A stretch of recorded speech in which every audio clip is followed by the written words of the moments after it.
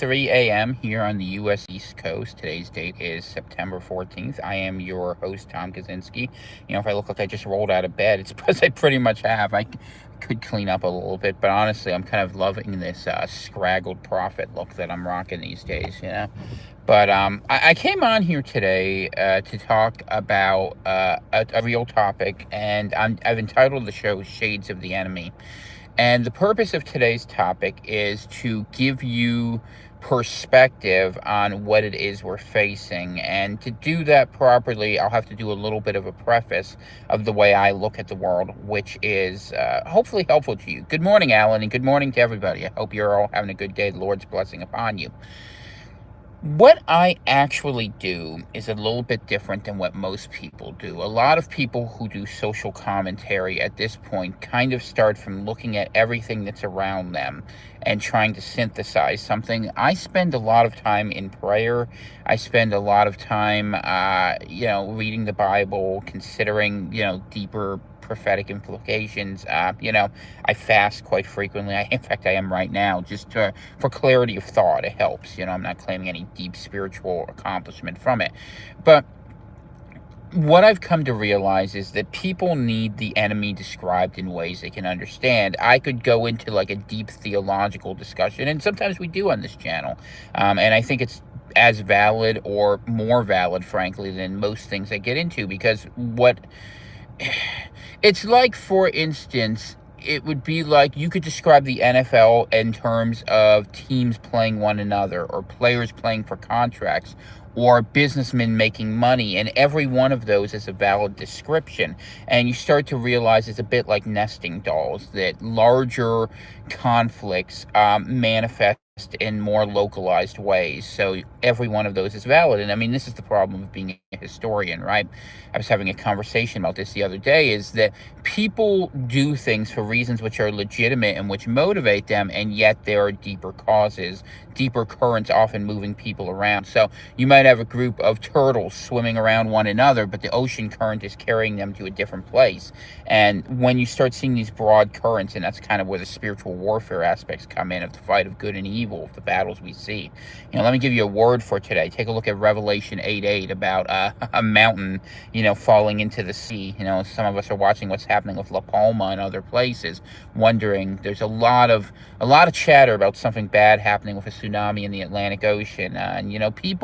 Consciousness is funny. I was telling my wife yesterday, I mean, this is not really the topic of today, but it was an insight worth sharing, is, we have tended to look at the Holy Spirit a bit like a sort of sterilized version of the Holy Ghost, maybe a bit of conscience that's there, but that we don't really access. But if you really begin to understand it, and you understand that only something divine could be in all places at once, when you see how consciousness and conscience are quantum entangled, you start to see the presence of God in the world. And when you see God in the world, you begin to see things differently. You begin to see that anything is possible, and that rather than working from the mindset of, okay, well, the world has these rules, God will manifest within them, you instead start to think, well, God made these rules and the world can act differently.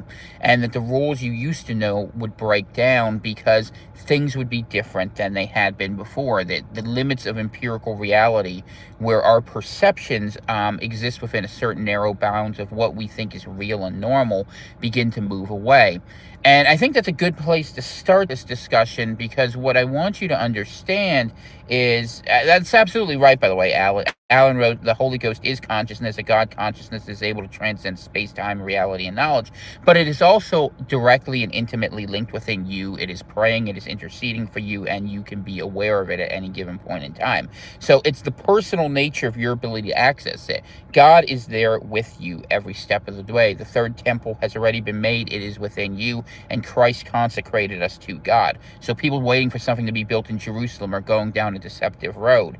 The victory was already won. run. And if you look at what Christ says versus what the church teaches, I mean, it's a little aside, but it's really important, is that you find that the gifts we've been needed to be given were already given us. Even in Pentecost, in Acts, it becomes very clear that Christ said we have these gifts of perception.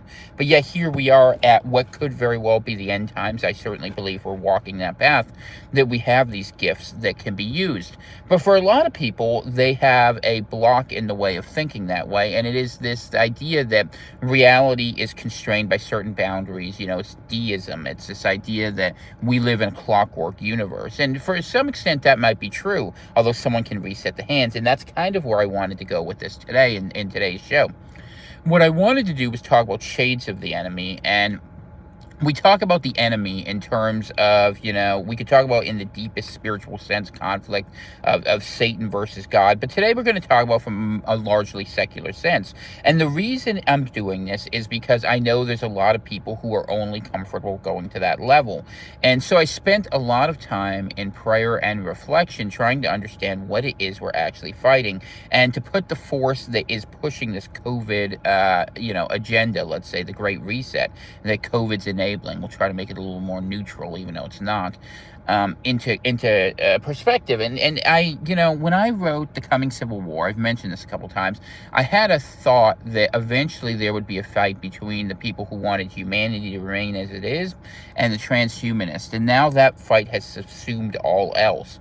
And I may write a book on it. If I do, who knows, World War III, the COVID variant, and really what it does is it renders all other fights sort of obsolete that are on the worldly level. I mean, there are greater spiritual fights that this is the subset of, but this is the last battle. And I want you to understand the enemy, and this is important. So the enemy is really a unique synthesis of, in a worldly sense, let's say. I've been taking some notes, and I have a word for it. I call them transhuman collectivists. That's the enemy. And trans meaning to go beyond human, collectivists being people who believe that we need to work together to form a single entity. And for short, I'm going to call them ticks. And I call them ticks because they're basically a parasite that's riding on humanity to go ahead and build a new future where they're going to create the world's perfect machine. Deus ex machina. It's a faith form that they're looking at, but the point of congruence that came together to pull these people together was this idea that they wanted to overcome physicality. Good morning, Michael. Hope you're doing very well this morning. And good morning to everyone who's just tuning in. So why do I say the desire to overcome physicality? When I was writing in my books, in Coming Civil War and more in Incoming, I talked about the relationship between the elites and between the sort of activists they enabled. Specifically at that time, we were talking about BLM, but the idea that there were these communist elites, or there were these elites who were working for their own self-interest, largely in the capitalist world, who were very successful, definitely mostly secularists who were empirical, who were looking for wealth and control. And I had posited in that book that they were using this sort of, youthful collectivist energy that you see put on college campuses, funded, the Antifa types, and they were using them basically as disposable forces to prevent nationalists and people who had a different mindset, individualist, liberty, people of faith, legitimate faith, to go ahead and be a distraction and a mini boss. But I realized that my own understanding was insufficient. And that what we have actually seen is far more dangerous and deadly, is we have seen a synthesis between these elites and these collectivists. And so I want to talk about where this is. And like I said, the common point, the point of congruence, that's the phrase I like, is this desire to overcome physicality. For the elites, it's the survival of them as an individual in perpetuity. Their goal is very simple. They want to cheat death. They want to live in a place beyond moral consideration. They want to have power and keep it. And they have decided that what they can do is by reducing population and by going ahead and setting up a system where people can live in a sensory-rich environment that is not necessarily real, and that they begin working on body augmentation, they can succeed. And you can read this in their writings. You read some of the people who follow Kurzweil, what they would tell you is that they have deliberately shifted the goal of AI from a sort of Skynet overcomputer, although that is still a piece of it, we'll get back to that a little later, to this idea that they want to be nodes within the system. They want to remake humanity because they were afraid the computer intelligence would leave them behind, and they wanted to be part of the system. So they decided that we need to move forward with remaking humanity. humanity. And they've been working at it pretty tirelessly. You look at some of the things Silicon Valley's doing, you look at the abilities that are being put out there by DARPA contracts about the ability to read thought, to render it as images, the massive bandwidth being set up, which is basically a way to have the Internet of Bodies replace the Internet of Things. And you can read this. Samsung just had an article about it, talking about augmented reality, where you are going to live in a world that's partially physical and partially, how should I say, artificial. It's like a Matrix, really. It's no accident the new Matrix movie's coming out. So that was one thought of it. But they needed a moral sanction, and the collectivists gave it to them. And the collectivist goal has always been the ability to meet all physical needs and subsume inequality, right? And so the problem you end up with, anyone who studies economics for about 10 minutes will say, well, scarcity is the reason you have inequality, and nature gives unequal talent. So what happened was the collectivists decided to join the elites on a war on nature, that this world isn't what it should be, and we can imagine a better world where we can change what our physicality is in such a way where we can reach the goal, which is what the collectivist communist sort of faction has always wanted, this idea that we would have absolute realized equality by allowing every bit of the imagination to come forward by declaring war on reality. And that's kind of what they've done. So when you see all these efforts towards scarcity and remaking things and telling people, well, you have to learn to build back better, deal with the new normal, and all these jargons, what they're basically saying to you is we want to create an artificial system where now your needs will be met a different way. They look at the Matrix and say, hey, plug me in, give me blue pills all day long. And this is why I'm saying I call it an unholy war, but it's almost a post-holy war in terms of how they conceive it. And this is important because they look at this from a secularist, atheistic viewpoint for the most part. And what they have faith in is, as I'd call it, their faith is in an artificial system where technology, which we could call AI, although it may have other manifestations, can better determine a future for all of us than we can individually determine for ourselves. So they have faith, basically, if they build a better machine, or if you want to put it in a spiritual sense, we could say rebuild the Tower of Babel, they will be able to be gods unto themselves, in the sense that they can live in a universe of their own creation where consciousness can be harnessed to go ahead and create reality that's self-sustaining. And it's an interesting concept because in some ways it's trying to replicate reality inside of a box, because there's a lot to suggest, in fact, that it is our interactions and our belief and our look at things. The world doesn't become alive until we see it.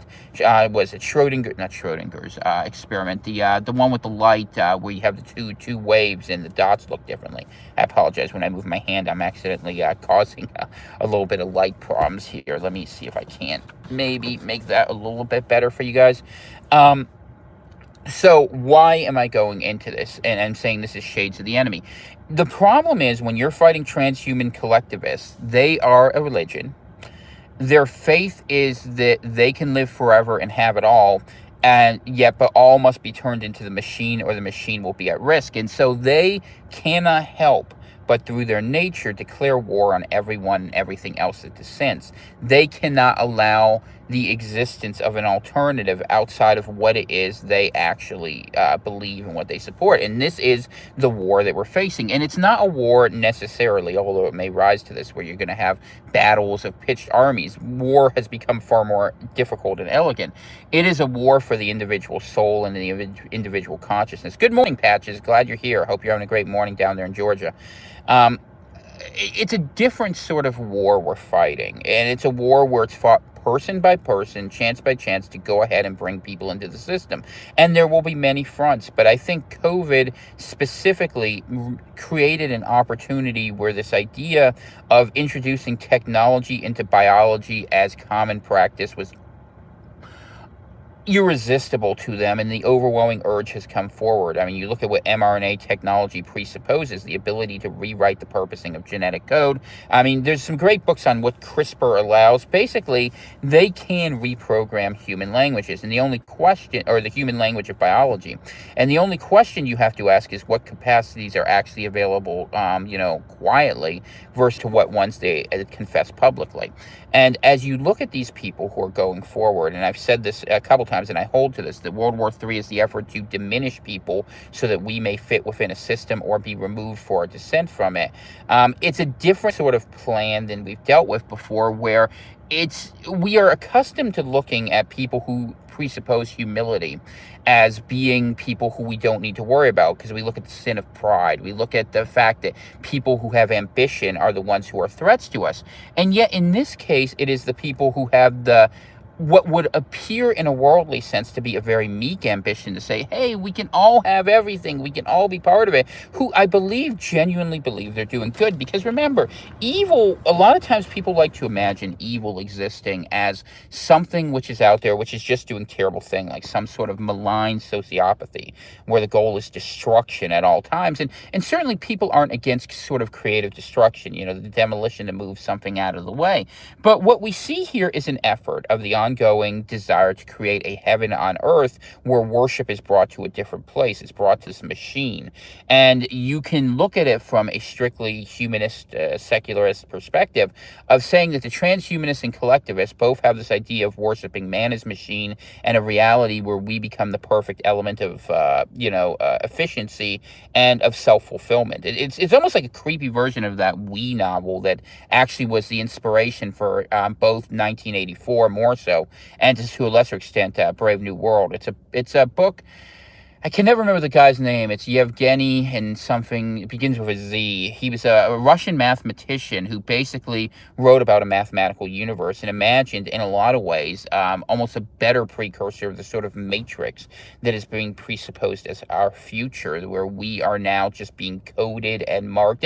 And you see that we are being pushed into this sort of box with people who refuse to do so being exiled from that, ostracized from it, whether it's, job mandates that you can't apply to, whether it's the inability to have access to the higher education system, whether it's being knocked out of government. I mean, how many people are going to lose their jobs because of their mandates? But what it is an effort to increase conformity towards this idea of transhumanist collectivism.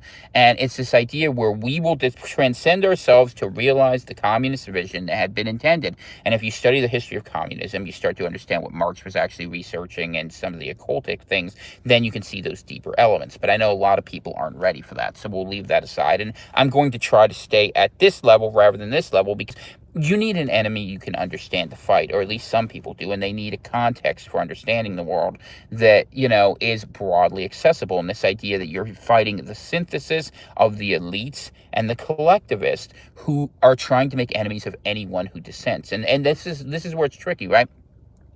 They have picked as their enemies groups of people who inherently do not want to work together, who frankly should not work together under any other context because we have different views, people of divergent faiths, people of different ideologies. But what it is we who offer resistance must now begin to develop a counter narrative to go forward with this. And what we are fighting for is pretty simple. It's human sovereignty. It's the right to defend natural law, in this idea that you have the ability to have choices that have meaning in your life. And for choice to have meaning, scarcity is a necessity. If we lived in this world where all things were foreknown, where consequence did not follow, and where all resources were able to be met, what you did would have a lot less purpose. And this is, in fact, the death that the people who have supported this policy have chosen, that they have chosen to create themselves a perfect world, a perfect prison. And their panopticon, such as it is, that they imagine that will be wondrous and delightful and beyond their ability to explore, does have limits. And if a prison has walls that are too big for us to understand, is it any less a prison? And this is what we'll have to talk about.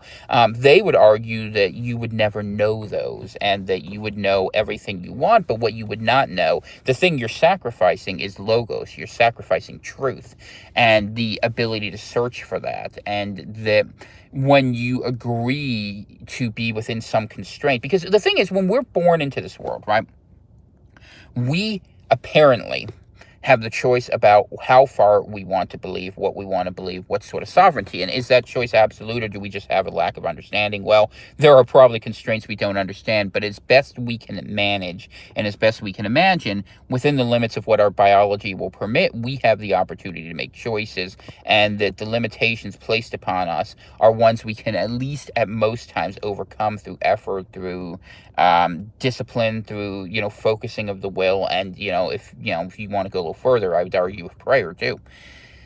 All that is kind of being taken off the table, where we are looking at people who say we can meet your physical needs in a simulation that will work better for you.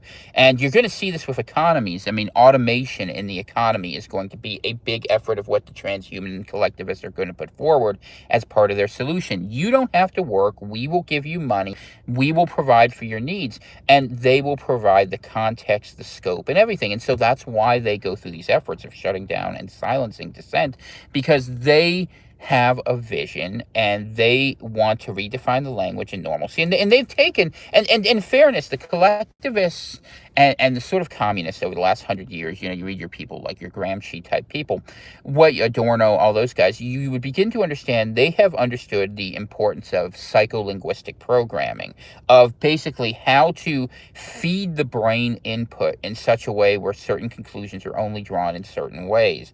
And this is at the heart of where the synthesis between Silicon Valley, between the wealthy capital elites that are supporting this, and the university and frankly, the defense infrastructure who funded this, all comes together. That it's possible to remake humanity and to remake each individual through stimulus triggers. And so the war you were fighting, the war we've been fighting, is not against China, although they're a problem, and it's not against the Middle East and their extremism.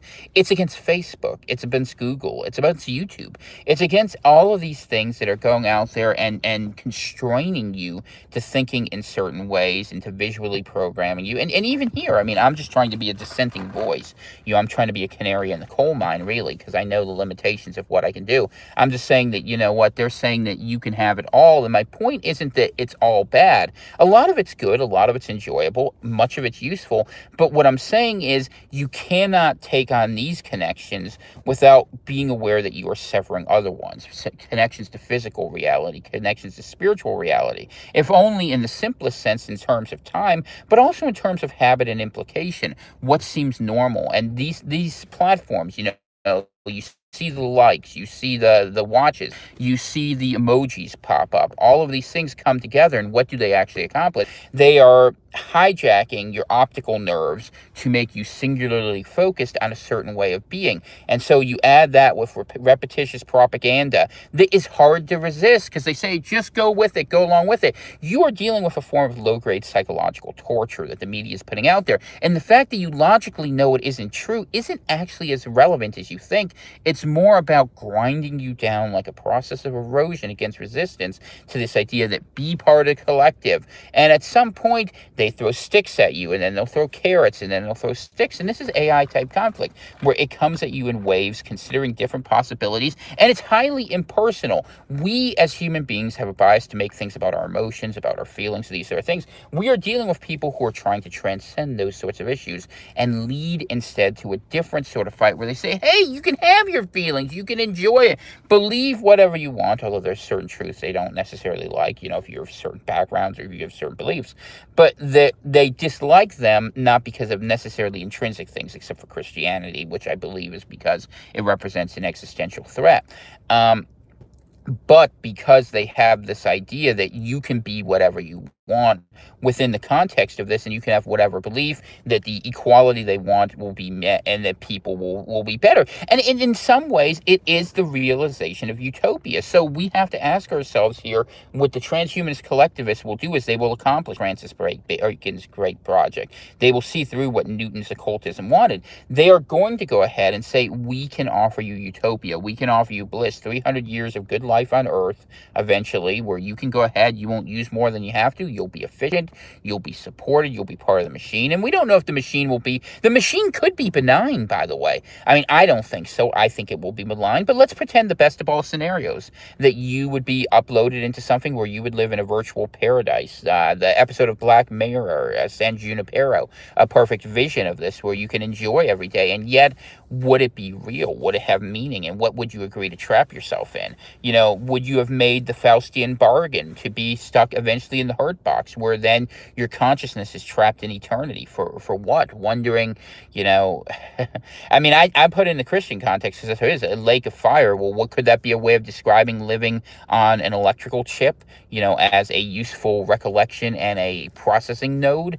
But this is what these people are actually looking at because they have faith that they can create something in their own image that's better, and they're following every direction the technology path leads to. And if you start studying quantum computing, which I have, you start looking at quantum annealing, they're tunneling through other dimensions to consider multiple possibilities at once and what is in those other dimensions. When you are dealing with something that is not our reality, that is outside of it, is there something coming back in? And the Greeks would have said, well, it's like opening Pandora's box. What are you finding there?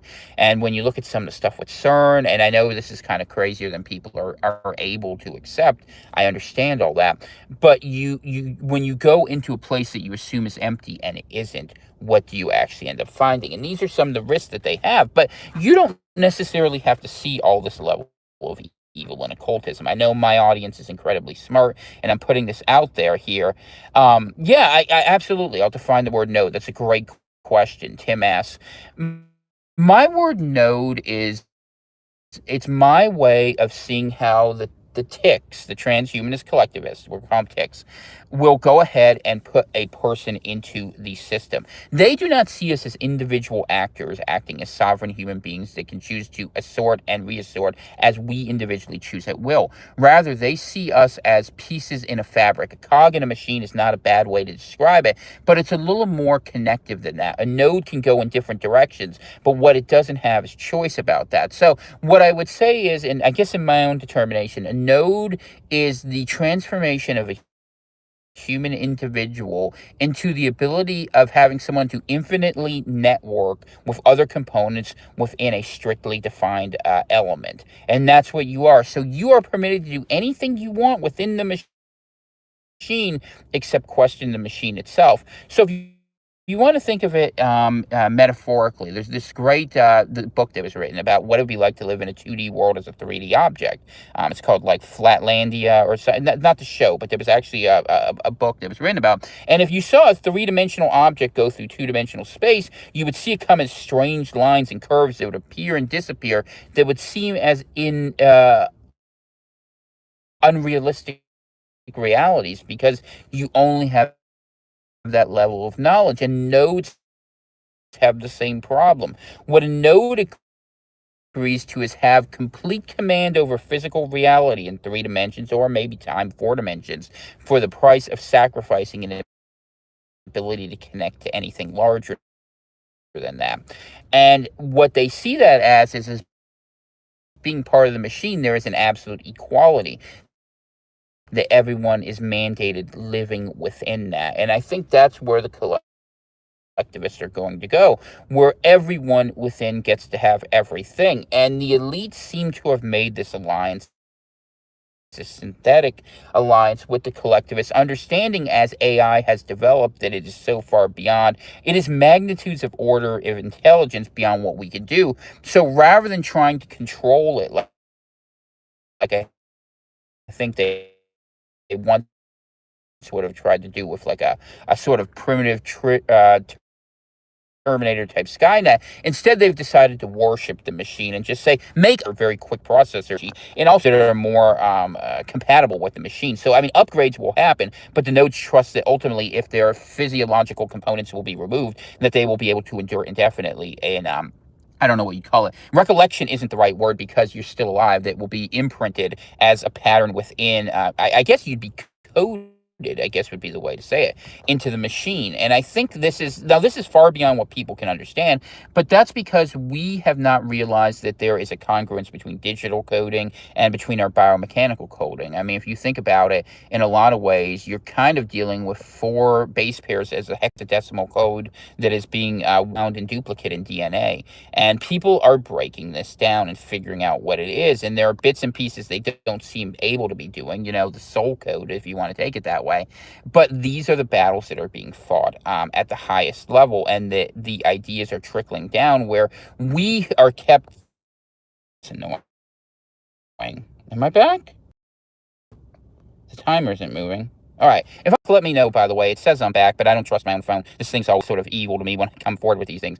In any case, I'll continue a little bit forward. And like I said, let me know if I'm back so that I know and I'm not just talking to air because this is hard to keep in my own head. That's why I have to do it early in the morning. I get foggy as I get older. I'm an old man here.